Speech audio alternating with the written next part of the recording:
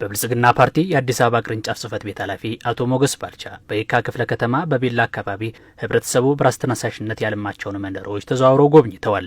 መንግስት መዲናዋን ለኑሮ ምቹና ሳቢ ለማድረግ የመንገድ ተደራሽነትና ሌሎች መሰረተ ልማቶችን እያከናወነ ይገኛል ያሉት አቶ ሞገስ ባልቻ ከዚህ ጋር በተጣጣመ መልኩ የመኖሪያ ሰፈሮችን ስታንዳርድ በማስጠበቅ ለኑሮ ምቹ እንዲሆኑ ማስቻሉ የሚደነቅ ስራ ነው ብለዋል። በቀበና አካባቢ የተከናወነው የሰፈር ልማት ስራ ለሌሎችም ተምሳሌት መሆኑን ገልጸው አሁንም አመራሩ ከህብረተሰቡ ጋር በመተባበር ስራውን በሁሉም ብሎኮችና አካባቢዎች ማስፋት ይጠበቅበታል ብለዋል። ቀበና እንግዲህ በአዲስ አበባ ውስጥ ትልቅ ታሪክ ያለው ወንዝ ነው። በጣም ዝና ያለው ወንዝ ነው።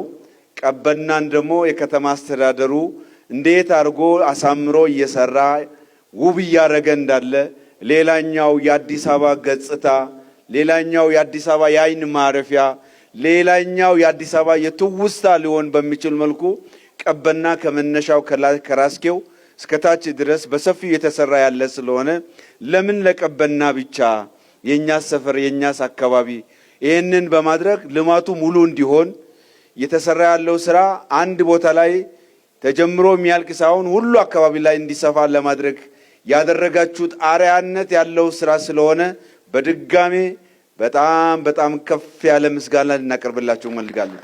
አካባቢው ከዚህ ቀደም ጨለማና በተለይም በክረምት ወቅት ወጥቶ ለመግባት አስቸጋሪ ነበር ያሉት ኃላፊው አሁን ላይ ከህፃናት እስከ አዛውንቶች በነጻነት የሚንቀሳቀሱበትና ለኑሮ ምቹ እንዲሆኑ ህብረተሰቡ በራሱ ተነሳሽነት የሰራውን ስራ መጠበቅና መንከባከብ ይገባል ብለዋል። እንግዲህ አባቶች፣ እናቶች፣ አዛውንቶች ይሄን የተሰራውን ስራ አንደኛ የደከመ ሰው የለፋን ሰው መርቃችሁ አመስግናችሁ በርቱ እንድትሉ ከዚህ በፊትም ሰፈራችን የኛው ሰፈር ነው። እኛው ነን ያቆሸሽ ነው፣ እኛው ነን ያበላሽ ነው። ዛሬ ደግሞ ጠርገን አጽድተን ያሳመርነው ውበት እንዲኖር ያደረግነው እኛው ስለሆንን በተለይ ጎልማሶች፣ ወጣቶች፣ ታዳጊዎች አካባቢው ላይ ጽዱ እንዲሆን ማድረግ፣ ጠረኑ ያማረ እንዲሆን ማድረግ፣ ብርሃን ያለው ማድረግ፣ በምሽትም በቀንም ሰዎች እንቅስቃሴ ሊያደርጉ የሚችሉበት እንዲሆን ማድረግ፣ መንከባከብ፣ መጠበቅ በትልቁ ከአደራ ጭምር ነው የምናስተላልፍላችሁ ማለት ነው።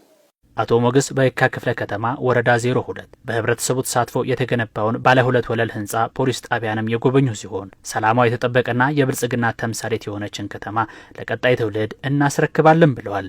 አባቶቻችን እናቶቻችን በእጅ መዳፋቸው አዲስ አበባን ሰርተው የአፍሪካ ዋና ከተማ እንዳደረጉት ይሄ ትውልድ ደግሞ ይቺን ከእድሜዋ ከቆይታዋ ተነስቶ በርከት ያሉ መሻሻል የሚገባቸው ጉዳዮችን እንዲሻሻሉ የምትሻዋን ከተማ ደግሞ ይሄ ትውልድ ይሄ አመራር የብልጽግና አመራር አዲስ አበባን ሰርቶ አሳምሮ ለመጪው ትውልድ ያማረ ምቹ የምትሆን ከተማን እናስረክባለን፣ እናሸጋግራለን። አዲስ አበባ የሀገራችን መዲና ነች።